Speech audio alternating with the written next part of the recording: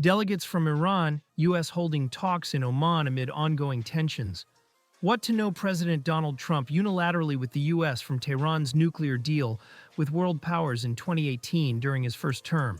27 minutes after the hour, let's change gears. A shocking new report from the Institute for Science and International Security warns the current threat from Iran has risen to extreme danger. And it comes a day before the Trump administration holds direct talks with their adversary for the last 4 years.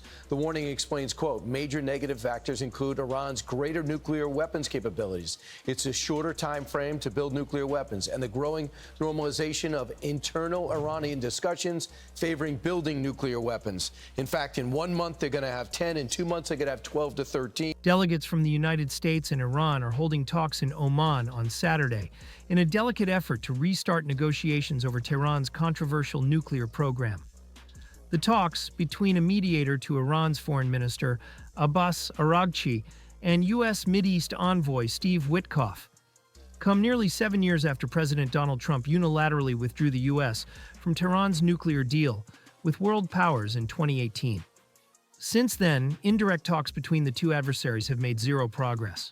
Trump has imposed new sanctions on the Islamic Republic as part of his maximum pressure campaign and has suggested military action remained a possibility.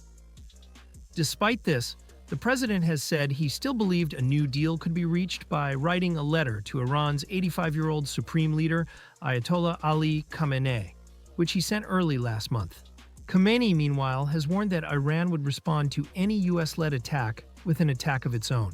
They threaten to commit acts of mischief, but we are not entirely certain that such actions will take place, the supreme leader said.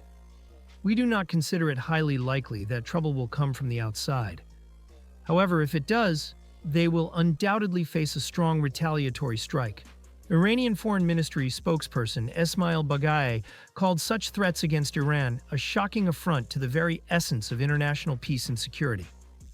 Violence breeds violence. Peace begets peace. The U.S. can choose the course and concede to consequences, he wrote on X. Ahead of Trump-admin Iran talks, new report says Iran nuclear threat rises to extreme danger. Iranian President Masoud Pezeshkian has rejected direct negotiations with the United States over Tehran's nuclear program. We don't avoid talks. It's the breach of promises that has caused issues for us so far, Pezeshkian said in televised remarks during a cabinet meeting. They must prove that they can build trust.